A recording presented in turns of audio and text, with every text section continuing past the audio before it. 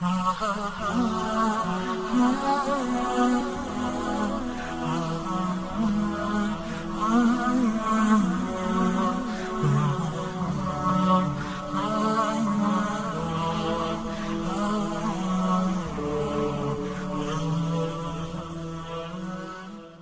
هل يستوي الذين يعلمون والذين لا يعلمون إنما يتذكر أولو الألباب. بگو آیا کسانی که می‌دانند و کسانی که نمی‌دانند برابرند؟ همانا تنها خردمندان پند می‌پذیرند.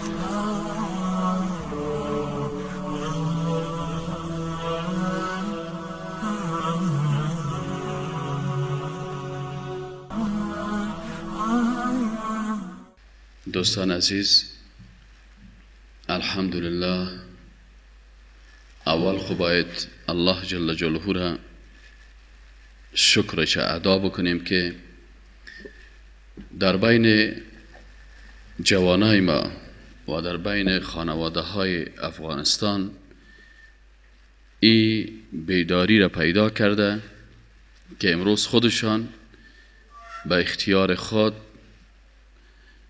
یک جوان مسلمان، حتی که در افغانستان هم زندگی نکرده، در لندن زندگی کرده، در جایی که اونجا اصلا مرکز کفر و بیدینی است، لکن الله جل جلاله مثل که موسی علیه السلام در خانه فرعون پیدا کرد، به همین قسم جوانای مسلمانی را پیدا میکنه که خودشان به اختیار خود و با بیداری که دارن و با ایمان و علاقمندی که به دین دارن از تو جایا میاین و از دوستای خود تقاضا میکنن، از خانواده خود تقاضا میکنن، از دوستا و اقارب خود که در محفل عروسی از او فسق و فجور نباشه. دوستای عزیز، نکاح سنت و روش رسول اکرم صلی الله علیه و سلم است. وقتی که ما یک سنت تطبیق میکنیم و میخواهیم به مون منهجی که رسول اکرم صلی الله علیه و سلم برای ما اختیار کرده در مون منهج حرکت بکنیم، لازمی است که مجلس و محفل از او هم به مو اسلوب و روشی باشه که رسول الله صلی الله علیه و سلم برای ما او را نشان داده و تعیین کرده. بسیاری اوقات دوستا میگن که عروسی اسلامی، ما اصلا با می اصطلاح عروسی اسلامی موافق نیستم. ما باید بگوییم که محفل اسلامی عروسی فلان شخص، به خاطر از اینکه عروسی ها کلشان وقتی که یک جوان مسلمان ازدواج میکنه عروسی ها کلش اسلامی هست، ولی محفلی که برای عروسی گرفته میشه یا محفل است که مطابق امو دستور و نقشه که رسول اکرم صلی الله علیه و سلم ترسیم کرده می باشه، و یا محفلشان توسط اونمو برنامه هایی که کفار، مشرکین، انسانهای فاسق و فاجر او را ترحریزی میکنن. وقتی ما میگیم ما با طریقه رسول الله صلی الله علیه و سلم ازدواج میکنیم، میخواهیم که سنت رسول الله را در زندگی خود تطبیق بکنیم و آغاز زندگی ما امت زندگی مطابق روش رسول الله صلی الله علیه و سلم باشه. پس لازم است که ما ثابت بکنیم که واقعا با رسول الله محبت داریم. آیا ممکن است تصور میشه که یک کسی در روز قیامت در مقابل رسول اکرم صلی الله علیه و سلم ایستاده شود و بگوید که ای پیغمبر خدا، من تو را دوست داشتم؟ سوال اولی که پیغمبر خدا از پیش از شخص میکنه، میگه وقتی که مرا دوست داشتی آیا در محفلت مرا میمان کرده بودی؟ اگر ملائکه را دوست داشتی، آیا در محفل خوشیت ملائکه ها حضور داشتند؟ اگر الله را دوست داشتی، آیا در محفل خوشی در غم خو؟ میگه در جوانی توبه کردن خصلت پیغمبری است، ورنه در پیری هر گبر مسلمان می شود. شما اگر ببینین امو کمونیست خطرناکی که در قوم های ما و شما دعوای بی خدایی میکرد، وقتی که از پای مفته و دیگه حوصله هیچ چیز نمی داشته باشه، باز هم یک چپنک سبز بر خود میخره، در صف اول مسجد میره میشینه. اصلا توبه کردن در جوانی خصلت پیغمبری است که انسان در وقت غم و مرده، در وقت جان کندن خو هر کسی مجبور از بالای اونمو متوفایی که فوت میکنه قرآن بخوانه و کلمه را بخوانه. در وقت غم هر کس مجبور است که به قرآن رجوع بکنه. و حتی صفات مشرکین است که در قرآن میگه اذا رکبوا فی الفلک دعوا الله مخلصین له الدین. وقتی که مشرکا در کشتی سوار می شدن و می فهمیدن که حال کشتی بسیار خطرناک از غرق میشیم، باز دعوا الله دعا میکردن به الله مخلصین با بسیار اخلاص. لکن وقتی که باز در خشکه می رسیدن، با صفات مشرکین چی بود که وقتی در خشکه می رسیدن باز اینا از سختی بحر نجات پیدا میکردن، باز پس به مشرک و کفر بیدینی خود عمل میکردن. تفاوت مسلمان واقعی و مسلمان دروغی در همین نقطه هست. اصلا برادرای عزیز، الله نور السماوات والارض، در قرآن میگه که الله نور است، قرآن نور است. نور چی معنی؟ این نور مادی که ما او را میسنجیم اینه نیست، بلکه قرآن نور است که برای چشم نابینایی که او چشمی که با وجود از اینکه جهان میبینه لکن نابیناییش دایی است که فرق بین حق و باطل کرده نمیتونه. پس قرآن برای کی نور است؟ برای او چشمی که حق با باطل تفکیک کرده میتونه، منفعت خود با منفعت با ضرر خود تفکیک کرده میتونه. نور و روشنایی حقیقی کسی داره که او 5000 سال بعد خود فکر میکنه، نه ای که فقط در حال فعلی در اون لحظه که زندگی میکنه درباره ازی فکر بکنه. انگلیسی ها میگن ما برنامه های 100 ساله داریم. از ما وقتی که پرسان کردن که استاد ببخشین ما برای آبادی و به خاطر زندگی خود برنامه های 100 ساله داریم، شما مسلمان ها برای زندگیتان برنامه چند ساله دارین؟ ما گفتیم که برادر ما برنامه های 10,000 ساله داریم. گفت ای چی مانا؟ ما گفتم امی لحظه که ما نماز میخوانیم، اینمی نماز ما در حقیقت به خاطر از این هست که ما آمادگی میگیریم به روزی که در قرآن گفته شده که فی یوم کان مقداره 50,000 سنه، روزی است که یک روز از او اگر به حساب دنیا سنجش شود به اندازه 50,000 سال دنیا هست. پس او کسی که در اینجا مطابق امر الله زندگی میکنه، این 50,000 سال بعد خود فکر میکنه. و کسی که همین لحظه زندگی خود در نظر داره و درباره آینده خود فکر نمیکنه، این متاسفانه اینمی نقشه که رسول اکرم صلی الله علیه و سلم بر از او تعیین کرده او را فراموش کرده. خدا صلی الله علیه و سلم فرمودن اینما ما رو تعلیم میده، قرآن رو به ما میآموزه. همچنین در مورد فضیلت یعنی چیزی جواب نداد، بار دوم هم اعراض کرد، بار سوم وصال حق، گامی در راستای بیداری.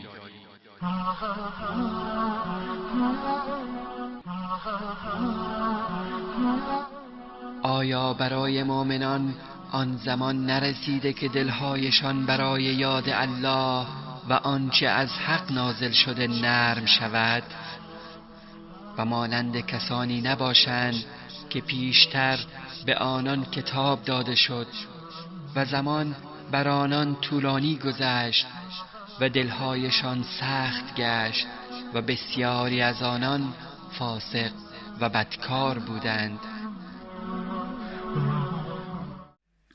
پس وقتی که یک محفل را ما میگیریم به نام محفل عروسی یا محفل اسلامی به عروسی یک مسلمان، این امی هست که لا یستوی اصحاب النار و اصحاب الجنه، صاحبان دوزخ و صاحبان جنت مساوی نیستند.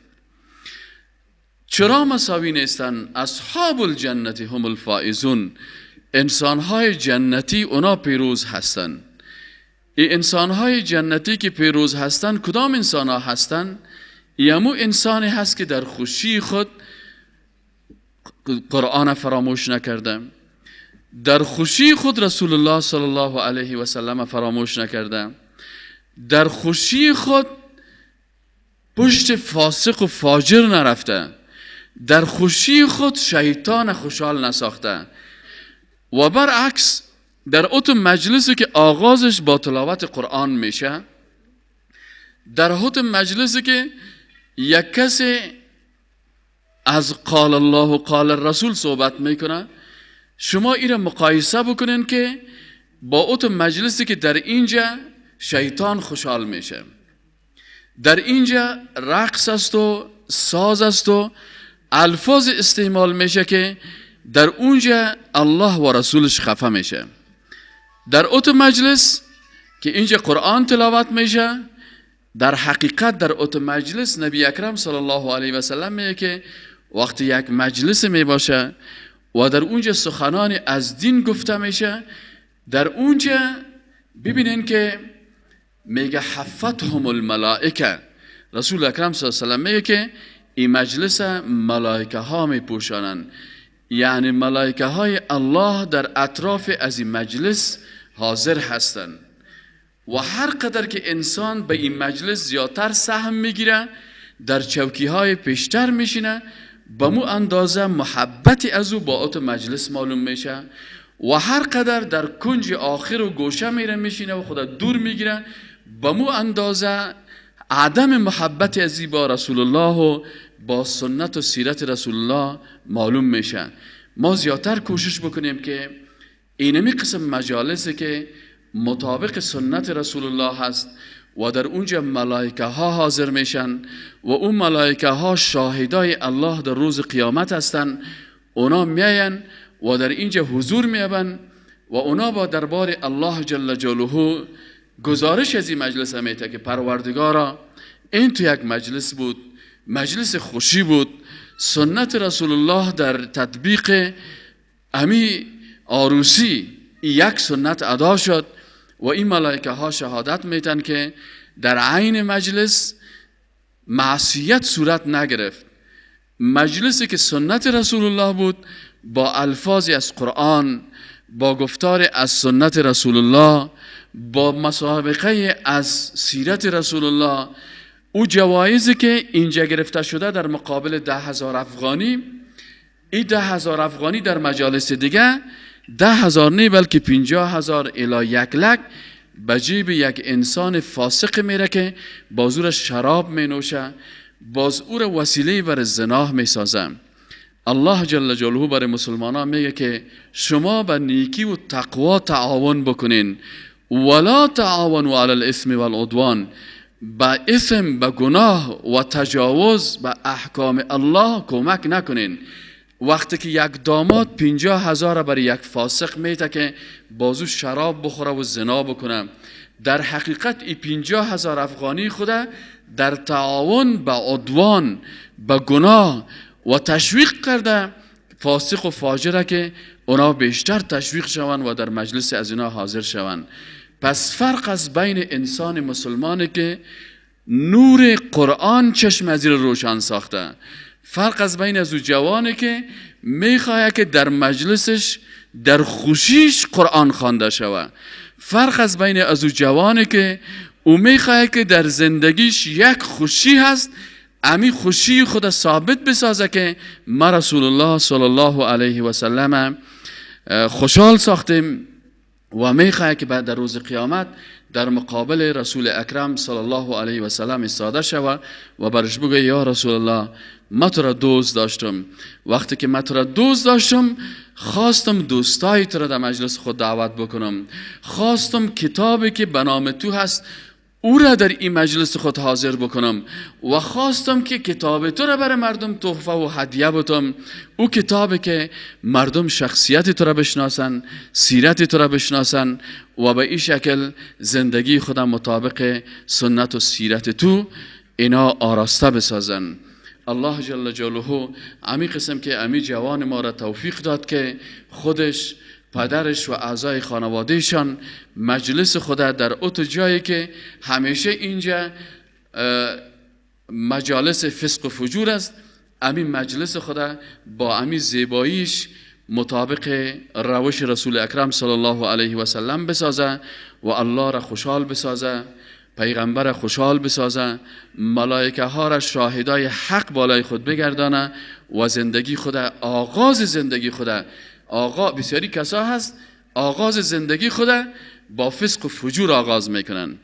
وقتی که در عروسیش ساز و رقص بود آغاز زندگیش با فسق و فجور شروع شد. اولاد ازی هم اونموت اولاد فاسق به دنیا میه و وقتی که زندگی میکنه تمام زندگی ازی با همی فسق و بدبختی اینمی قسم زندگیش سپری میشه. الله جل جلاله همه ما را توفیق نصیب بکنه که با الله باشیم، با قرآن باشیم و زندگی خود مطابق روش رسول اکرم صلی الله علیه و سلم آراسته بسازیم و ما این موفقیت و ما این سعادت و خوشبختی را به هر دو خانواده مؤمن داماد عروس تبریک میگم. الله جل جلاله بر از اینا توفیق بیشتر نصیب بکنن که همیشه امی قسم که ما را در این مجلس خود به گناه مبتلا نکردن. ما میگیم الله جل جلاله برشان، ما انشاءالله در روز قیامت شاهدشان خواد بودیم و هر کس برادر در روز قیامت شاهد می باشه. اگر در یک عروسی 400 نفر باشه، این 400 نفر در روز قیامت شهادت میتن که پروردگارا ای داماد، ای پدر داماد، ای خانواده داماد، ای خانواده عروس 3-4 ساعتی که ما با همراه زنا بودیم برای ما چیز را بیان کردن که دو رضایت الله بود و رضایت پیغمبرش بود و ما را به گناه داخل نکردن. اما برعکس کسایی که در فسق و فجور خود مصروف می سازن اونمو 400 نفر در روز قیامت سرشان شهادت میده که پروردگارا ما را 4 ساعت 5 ساعت در عروسی خود برد، اگر نمی رفتیم. ما یک روز گفتم یک جایی، گفتم برادر عزیز اگر در عروسی تا نبیم باز خفه میشین که در عروسی ما نامد و وقتی که آمدیم باز شما به زور سر ما ای ساز و رقص و موسیقی را به زور میشنوانین و ما در روز قیامت میگیم پروردگارا ما به خاطر دوستی پیش از این آمدیم و اینا با دشمنی که با تو داشتن ما را هم با فسق و فجور مصروف ساختن. از این خاطر سعادت خوبی نصیب از اینا شد. الله سعادت نصیب تمام جوانای ما بکنه، تمام مسلمانای ما بکنه که همهشان بیدار شوند، چشم خود با نور قرآن، عینک از نور قرآن در چشم خود بکنن، به حق میلان داشته باشن و از کفر و فسق دوری بکنن. سعدی در آغاز گلستان سعدی چی میگه؟ او از زبان یک پارچه گل صحبت میکنه، میگه گل خوشبو در حمام روز رسید از دست محبوبی به دستم. میگه یک روز من در حمام رفتم و در اونجا یک کسی یک توته گل سرشویه برای من داد. گل خوشبو در حمام روز رسید از دست محبوبی به دستم. میگه یک دوست برای من ایره داد، بدو گفتم که مشکی یا عبیری به می پارچه گل میگه. من گفتم که تو مشک هستی یا عنبر که از بوی دلاویز تو مستم، که مرا بیخی این بوی زیبایی تو مست ساخت. بگفتا من گل ناچیز بودم. میگه گل برای من گفت که من یک پارچه گل ناچیز بودم. بگفتا من گل ناچیز بودم ولیکن مدت با گل نشستم. من خودم یک پارچه گل بودم، بسیار بدبوی بودم، ولیکن مدت با گل نشستم. لکن یک چند وقت همسایه ما گل بود، همنشین ما گل بود. بگفتا من گل ناچیز بودم ولیکن مدت با گل نشستم. کمال همنشین در من اثر کرد. میگه این کمال همنشین بود، کمال گل است که مرا خوشبویی ساخته، کمال همنشین در من اثر کرد. وگرنه من همان خاکم که هستم، اگر نه من همون خاک هستم. از این خاطر ما انسان‌های بسیار عادی و خاکی هستیم، اما اگر مدتی با قرآن زندگی بکنیم، با درس قرآن زندگی بکنیم، قرآن برای ما امو چشم بینایی را نصیب میکنه که حق با باطل تفکیک بکنیم. همیشه با قرآن باشیم، زندگی با قرآن بر خود سعادت فکر بکنیم، قرآن در خوشی داشته باشیم، در غم داشته باشیم، در جوانی داشته باشیم، در پیری داشته باشیم. وقتی که در قبر گذاشته شویم قرآن دوست ما باشه و در روز قیامت قرآن بهترین شاهد و شفیع ما باشه. الله جل جلاله همه ما و شما را دوست قرآن بگردانه و قرآن شفاعتگر ما در روز قیامت بگردانه. و السلام علیکم و رحمت الله و برکاته.